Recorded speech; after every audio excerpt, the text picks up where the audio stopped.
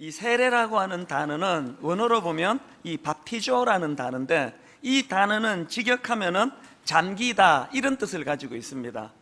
그래서 사실 그 제대로 된 세례를 베풀려면은 이제 강 같은 데 가거나 아니면 교회 안에 큰 그 욕탕을 마련해서 세례 받는 분에게 머리부터 발끝까지 물속에 잠기도록 하는 그게 세례입니다.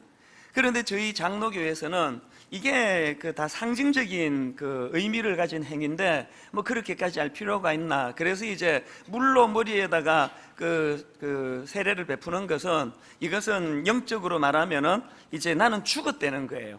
그래서 세례를 받는 분들이 신앙 고백하며 선언해야 되는 게 뭐냐면은, 이제 이 세례식을 통하여 나의 옛 자는 죽었다, 이렇게 선언하는 행위, 이게 세례식입니다.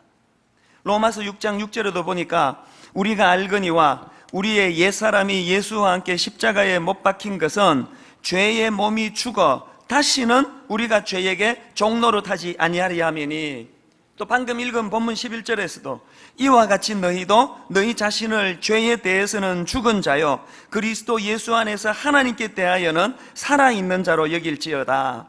여러분, 이런 말씀들이 무슨 의미가 있을까요? 사실 제가 예수 믿고 예수님 영접해서 변화된 인생이라 하지만, 그러나 사실 여전히 내 옛자는 시퍼렇게 살아 있습니다. 저는 이걸 그 시차를 가지고 설명하기를 좋아하는데요, 이제 비행기를 타면은 내 몸은 10시간만 하면은 LA에 도착합니다. 그래서 내가 LA에 거하는 거예요. 근데 시차가 왜 생깁니까? 나는 분명히 내 몸이 비행기를 타고 LA에 와 있지만 여전히 내 이 생각은, 내 두뇌는 어디에? 한국에 있는 거예요. 그래서 미국에서 낮이 되면 한국에 밤이니까 졸리는 거예요. 또 미국에서 밤은 한국에 낮이니까 미국에 와 있는데도 잠이 안 오는 거예요. 이 혼란, 이게 시차라면 오늘 우리 그리스도인들이 겪고 있는 영적인 시차가 뭡니까?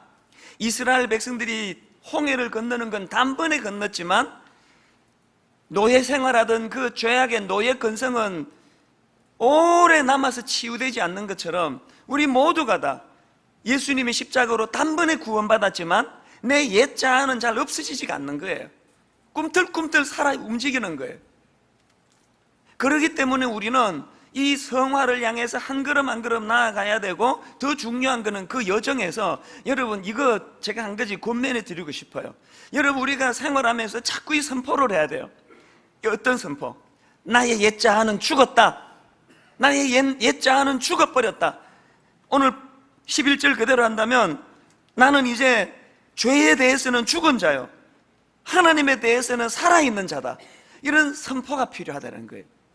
이게 얼마나 능력이 있는가 하면은요, 예를 들면은 우리나라 초기에 그 김익두 목사님, 아마 한두 분 다 들어보셨을 거예요. 이분은 변화받기 전에 뭐 완전히 깡패도 이런 깡패가 없어요. 요즘으로 치면 뭐 조폭 두목중 되는 것 같아요. 얼마나 포악하고, 또 술만 먹었다 그러면은 그냥 막 사람들을 괴롭히고 두들겨 패고 이런 사람이에요. 오죽했으면은 그 주변 사람들이 너무 괴롭힘을 당해가지고 이 청년 김익두를 부르기를 개망난이 익두라고 불렀답니다. 이게 보통 일입니까? 개망난이 찬수, 이게 이런 일이 있을 수 있습니까? 이 김익두라는 청년이 그랬던 사람이에요. 그런데 여러분, 얼마나 이 사람이 악랄했는지요. 초기 선교사입니다. 그 스왈렌 선교사가 예수 믿으라고 전도지를 주니까 그 전도지를 딱 받아가지고 그 자리에서 코를 팽 풀어가지고 종이를 던져버린 사람이에요. 이런 포악한 인간인데 복음의 능력은 이런 사람도 녹이는 거예요. 이 사람이 이제 예수를 믿게 됐어요. 변화를 꿈꾸게 됐습니다. 그런데 문제가 뭐냐 하면은, 다른 문제는 다 해결이 되는데 술을 끊을 수가 없는 거예요. 이 술이라는 게 이게 능력 아닙니까? 끊어지지가 않아요. 그래서 이제 옛날 친구만 만나면 또 술에 취하고 옛날 행동이 나오고 그런 일이 반복이 되는데, 이제 어느 날입니다. 그날도 이제 이 옛날 친구들을 만나가지고 유혹에 못 이겨가지고 술에 만취가 돼가지고 그렇게 집회를 갔습니다. 그런데 여러분, 이게 무슨 차이가 있는가 하면은요, 그 옛 생활을 끊어버리지 못하는 영적 시차가 있었지만 옛날에 없던 행동이 하나 나와요. 그게 뭘까요? 그런 행위를 용납할 수 없는 고통이에요. 마음이 괴로운 거예요. 여러분, 우리가 비록 이 세상을 살면서 세상 사람들이 요구하는 그런 성화된 거룩한 삶을 못 산다 할지라도, 우리가 여전히 옛자아가 꿈틀거린다 할지라도 이거 하나만은 놓쳐서는 안 돼요. 내가 그런 악한 행위, 악한 생각을 하고 나면은 반드시 내 안에서 작용이 일어나는데, 그거는 마음의 괴로움이에요. 고통이에요. 왜 그럴까요? 내가 예수님을 영접하는 그 순간 내 안에 누가 계십니까? 성령님이 계시기 때문에 그 죄된 행동과 이 성령님이 충돌이 되는 거예요. 그 마음이 괴로운 거예요. 그 김익두라는 청년이 그랬습니다. 너무나 마음이 고통스러운 거예요. 나는 왜 이 술을 끊지 못하는가? 나는 왜 이 옛자아를 버리지 못하는가? 너무나 고통함에 신음하는데, 여러분, 우리 하나님은 좋은 분이에요. 사모하는 자에게 찾아가세요. 만나주세요. 그날 밤에 성령님이 이 김익두 목사를 만나 주셨어요.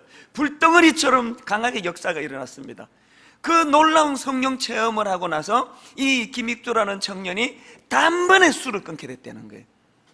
오늘 여기 술 못 끊어가지고 괴로워하시는 분들은요, 분당 우리 교회 안에도 이 김익두 청년과 같은 이런 역사가 많이 일어난다는 걸 믿으시기를 바라요.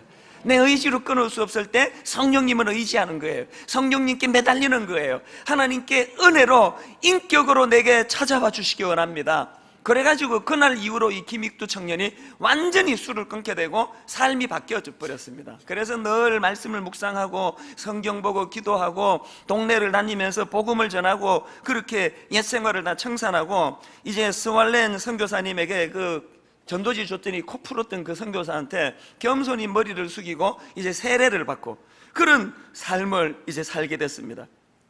그런데 문제가 뭐냐면은 사람들이 안 믿는 거예요. 저거 쇼다, 쇼. 저 김익두가 변하면 내 손에 장을 찢은다. 심지어는요, 저거 미쳤다, 김익두 저거 미쳤다, 그런 소문이 나는 거예요. 그것을 견딜 수 없어 하던 이 김익두 청년이 한 가지 결단을 했습니다. 동네에 이런 방을 붙였답니다. 옛날에 그런 거 했다고 그러잖아요. 그 방에 붙여진 글자가 많지 않아요. 몇 글자 안 돼요. 이렇게 되어 있습니다. 김익두 죽다, 그렇게 방을 붙였다는 거예요.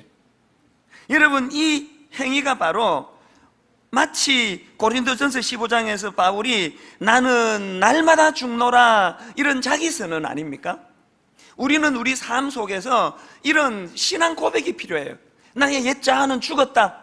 이찬수 목사의 옛자아는 죽었다. 이제 나는 그리스도 안에서 새로운 피조물이 되었다. 김익두 청년이 그런 선포를 통해서, 그런 선언을 통해서 실제로 그의 삶이 놀랍게 성화되는, 변화되는 그런 이야기는 우리 모두가 다 알고 있습니다. 그래서 저는 이 세례식 말씀을 준비하면서 이 세례라는 것은 이렇게 설명할 수 있습니다. 하나님 영역 밖에 있던 인생이 하나님 영역 아래, 하나님의 통치권 안으로 들어오는 행위, 이게 세례예요. 그리고 세례란 것은 그렇게 하나님 영역 안으로 들어온 주님의 자녀들이 이렇게 선포하는 거예요. 이제 나는 죄에 대해서는 죽은 자요, 하나님에 대해서는 살아있는 자라. 이런 선포가 일어나는 행위, 이게 세례라는 것입니다. 만약에 여러분 이것이 세례의 의미라면, 그렇다면 이제 우리가 성령의 열매를 맺기 시작할 텐데요, 그 중에서 특별히 지난주 말씀드렸던 맨 끝에 서 있는 두 열매, 하나는 온유, 하나는 절제예요. 왜냐 하니까 이 온유라는 성령의 열매는 원어로 말씀드렸죠. 그것은 조련사 되시는 하나님 손에 붙들려 있는 상태, 이게 온유라 그랬고요. 절제라는 것은 직역하면 통치자의 영역 안에 있음, 이런 의미를 가지고 있다면, 이제 오늘 우리 세례 받으시는 분들은 하나님 영역 바깥에서 하나님 영역 안으로 들어오시는 이 과정을 통해서 그런 통치자의 영역 안에 있는 자들이 누리는, 또 조련사 되시는 하나님 손에 붙들려 있는 자들이 누리는 온유라는 열매하고 이 절제라는 열매는 반드시 맺게 되시기를 바랍니다. 그래서 오늘 우리 세례 받으시는 분들에게 이 말씀을 전하고 싶은데요, 그러면 나머지 분들은 오늘 이거 내가 잘못 왔나? 이거 나한테 하는 말씀이 아닌가? 그게 아니에요. 제가 최근에요, 어떤 그 결혼식 주례를 했는데, 이제 주례가 끝나고 양가 부모님에게 축하 인사를 드리러 제가 내려갔는데, 그 신랑 어머니가 저를 보시자마자 이런 말씀을 하세요. 목사님, 오늘 주례 말씀 잘 들었습니다. 오늘 주례 말씀이 저에게 우리 가정을 살리는 도구가 될 줄로 믿습니다. 오늘 주의 말씀을 가지고 제가 깊이 생각하고 순종하겠습니다, 실천하겠습니다, 이런 말씀을 하시는 거예요. 그 주의 말씀은 신랑 신부 두 사람한테 한 건데, 이게 세례의 의미예요. 왜 이 세례식을 당사자들만 토요일날 살짝 불러서 우리끼리 해치우지 않고 이렇게 공개적으로 하는가 하면은, 매 세례식마다 여러분들은 그 신랑 어머님과 같은 겸손한 마음을 가지고 내가 세례받은 이후에 저런 삶을 내가 살고 있는가 자기를 되돌아보는, 또 점검하는 시간으로 써야 된다는 거예요. 저는 이 결혼식 주례를 해서 참 유익이 있습니다. 많을 때는 하루에 2건도 하고요, 3건까지 제가 결혼 주례를 해봤습니다. 그런데 이 주례를 하면서 유익이 뭐냐 하면은, 주례 말씀을 다 전하고 나면은 항상 저에게 찔림이 와요. 니나 잘해라, 니나. 무슨 자기도 가정을 엉망으로 하면서 이런 그 속삭임이 들려요. 그래서 저는요, 이제 결혼 주례를 하고 또 혼인 서약을 하고 이제 특송을 하는 시간이 있지 않습니까? 그러면 저는 뒤에 앉아가지고 기도합니다, 묵상합니다. 무슨 제목으로 기도하는지 아시죠? 하나님, 제가 방금 이 젊은 신랑 신부에게 가정을 위하여 권면했던 주례의 말씀이 제 삶 속에서도 녹아지게 하시고 저도 실천할 수 있게 해주세요. 우리 모두가 다 오늘 세례 받으시는 이 분들을 보면서, 이미 세례 받으신 분들은 나는 지금 저런 삶을 살고 있는가, 또 세례를 준비하시는 분들은 나도 저런 삶을 꿈꾸어야 되겠다. 그런 삶이 어떤 삶이라고요? 죄에 대해서는 죽은 자요, 하나님에 대해서는 살아있는 자로다. 이런 자기 선언이 있는 삶의 실천이에요. 그러면은 하나님은 많은 열매를 주시는데, 오늘 그 중에서 특별히 2가지 열매, 이건 꼭 실천해야 될 열매라고 생각합니다. 첫째로 우리가 맺어야 될 열매, 무례하지 않는 성도 되기예요. 온유의 열매예요. 마태복음 11장 29절에 보면은 예수님이 이렇게 자신을 묘사하십니다. 나는 마음이 온유하고 겸손하니 나의 멍에를 메고 내게 배우라. 그래서 여러분, 내가 예수 믿는다 할 때는요, 다른 건 모르겠는데 우리는 예수님 인격 닮아야 돼요. 그리고 예수님 당신이 당신 스스로를, 당신의 인격을 묘사할 때 나는 온유와 겸손하다 말씀하셨다면, 이 2가지, 우리가 주님의 온유를 닮아야 되겠다, 주님의 겸손을 닮아야 되겠다, 이 온유와 겸손을 잘 버무려 놓으면은 무례하지 않는 성도가 되는 것입니다. 제가 최근에 어느 목사님의 그 강의를, 설교가 아니고 이제 강의인데요, 강의를 그 아이폰으로 이렇게 설교를 듣는데 참 그 흥미로운 말씀을 하세요. 요한계시록 3장 20절에 있는 이 말씀이요, 볼지어다 내가 문 밖에 서서 두드리노니 누구든지 내 음성을 듣고 문을 열면 내가 그에게로 들어가 그와 더불어 먹고 그는 나와 더불어 먹으리라. 이 구절을 가지고 뭐라고 설명하시는가 하니까, 자, 이거 보시라고, 하나님이 얼마나 예의 바른 분이시냐고 그렇게 설명하시는 거예요.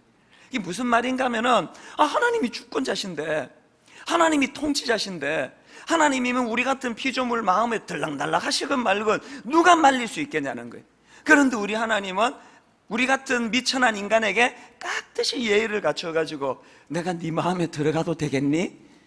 허락받고 들어오신다는 거예요. 여러분, 지금 주님이 마음에 안 계시는 분들은요, 괴로워하지 말고 빨리 허락하세요.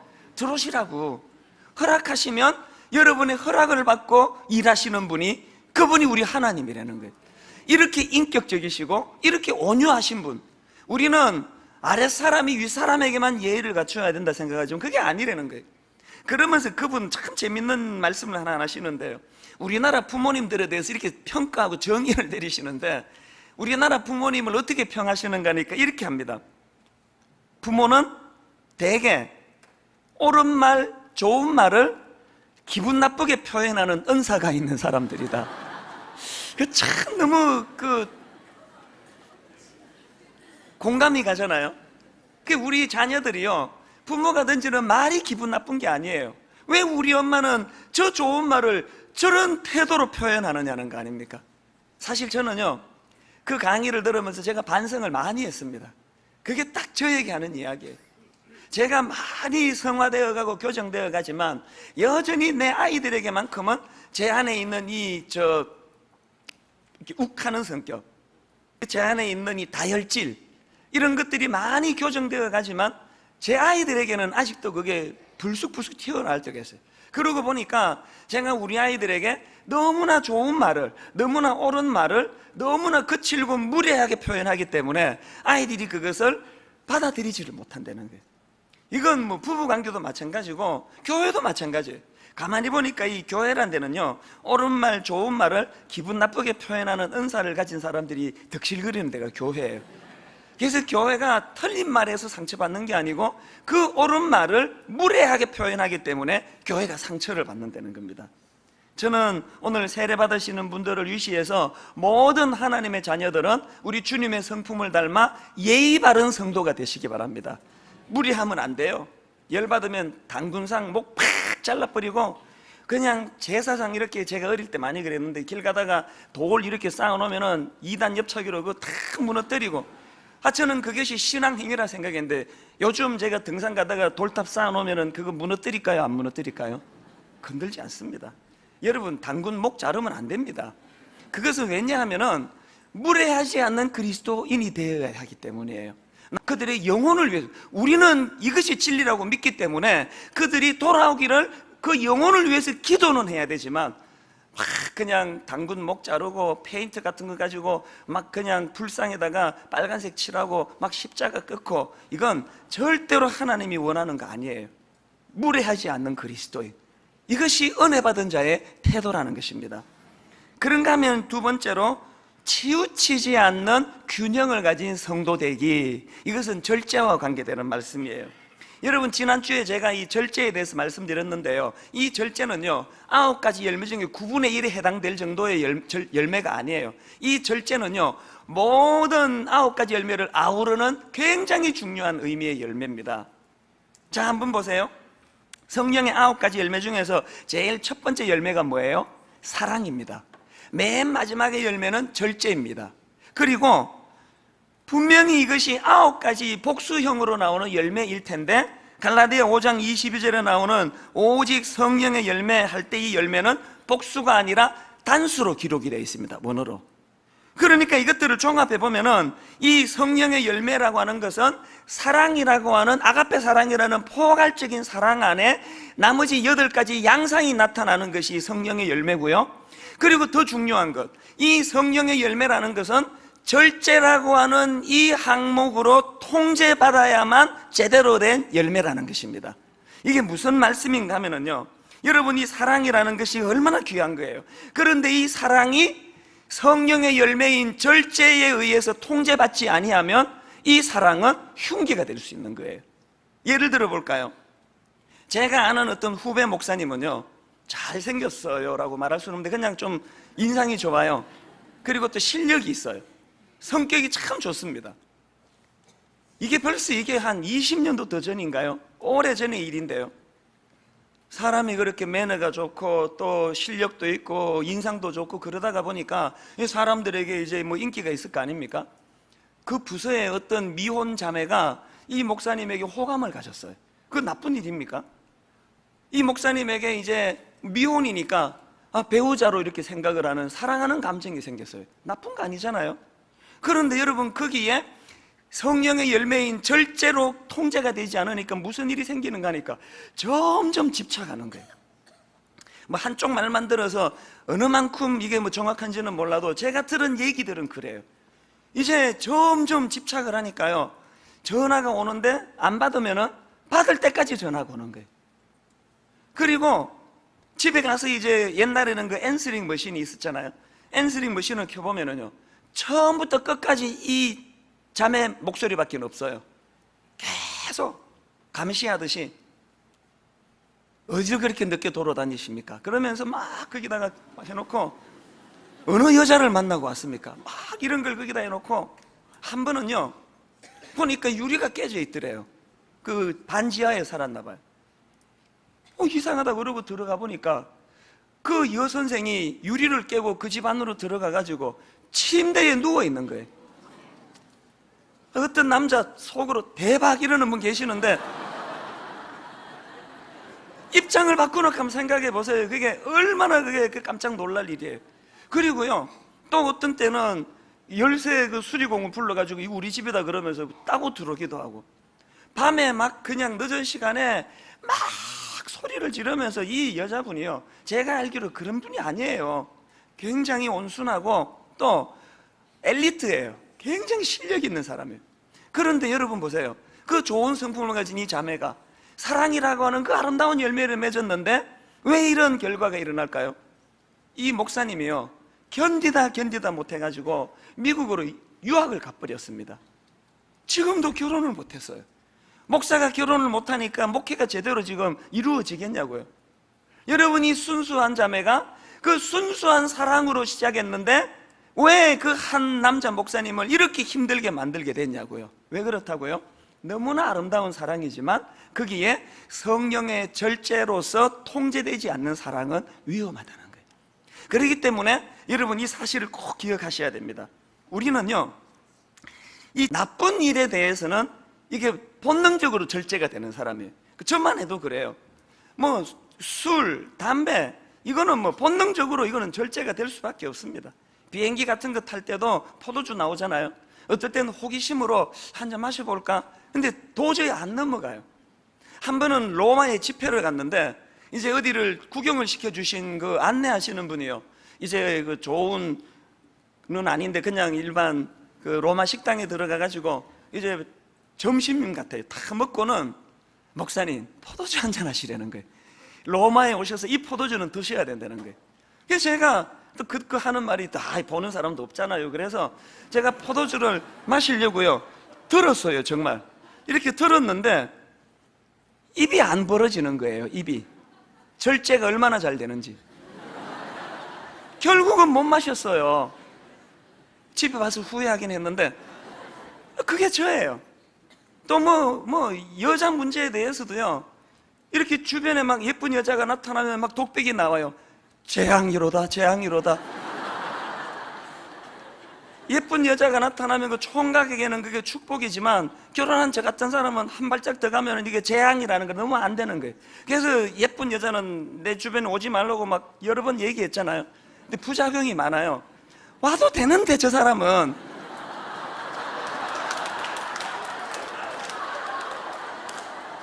아니, 내가 뭔 소리 하는 거야.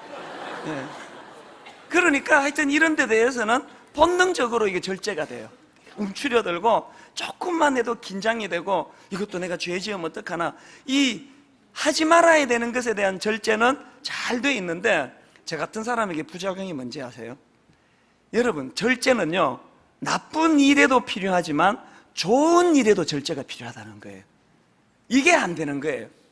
오늘 교회를 어지럽히는 사람들을 보면은요 다 이 케이스예요. 막 교회를 위하여 몸바쳐 충성하고 이런 새벽부터 늦은 밤까지 무리하게 가정 팽개치고 충성하고 이런 사람들이 사단이 조금만 건들면요 섭섭병이 와가지고 이 교회가 왜 이러냐 그러면서 교회를 어지럽히는 사람은요 하나도 교회 일 안 하고 늦게 왔다가 일찍 가고 이런 사람들은 안전한 분들이에요.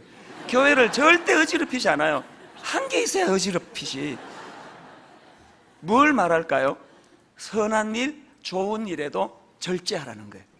한 번은 김동호 목사님이 초창기에 우리 교회 부흥에 오셔가지고 이분이 막 설교하다가 제가 맨 앞에 앉아있었는데 갑자기 저를 쳐다보더니 목사님 너무 교회 열심히 하지 마시기 바랍니다. 이게 무슨 말인가 했더니 목사님들이 교회 일 너무 열심히 해가지고 그 미련을 못 버려가지고 자식한테 교회를 물려주려고 그러고 이런 어려운 일이 일어난다고. 목사님은 교회 일 열심히 하지 마시고 나중에 추태도 부리지 마시라고 이런 식으로 이야기하더라고요. 속으로 내가 그 말을 비웃었습니다. 우리 애가 그 당시로 국민학교 3학년인데 내 은퇴할 때 이제 군대 갈 나이인데 무슨 내가 이 애를 물려주겠냐고 그런 생각을 했는데 뭘 말하는지는 아시겠죠? 좋은 일에 절제해야 된다는 거예요.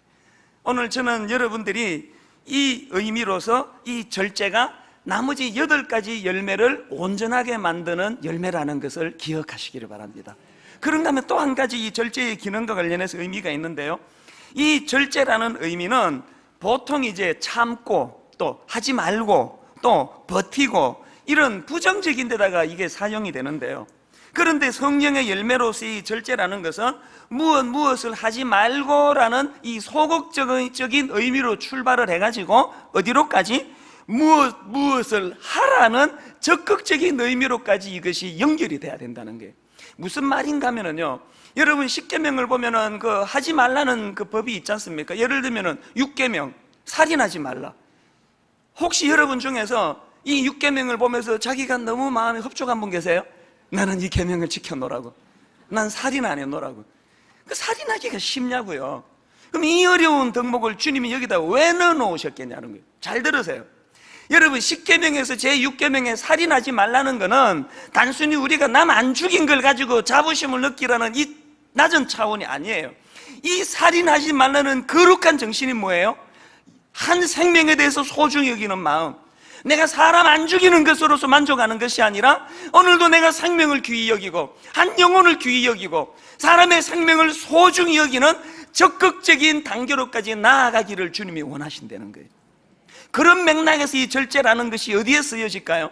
이 절제라는 마지막 열매를 가지고 나머지 8가지 열매들 가운데 구석구석 삑뿌리를 내려가지고 내가 좀 과한 거, 이거는 이 절제라는 열매로 깎아내리고, 아무리 이것이 좋은 일이지만 과한 것은 곤란해, 깎아내리고, 이 절제라는 열매를 가지고 나는 이게 좀 약해, 이건 이 절제라는 열매를 가지고 적극적으로 그걸 끌어올리고, 그래서 평균케 되는 은혜가 필요하다는 거예요.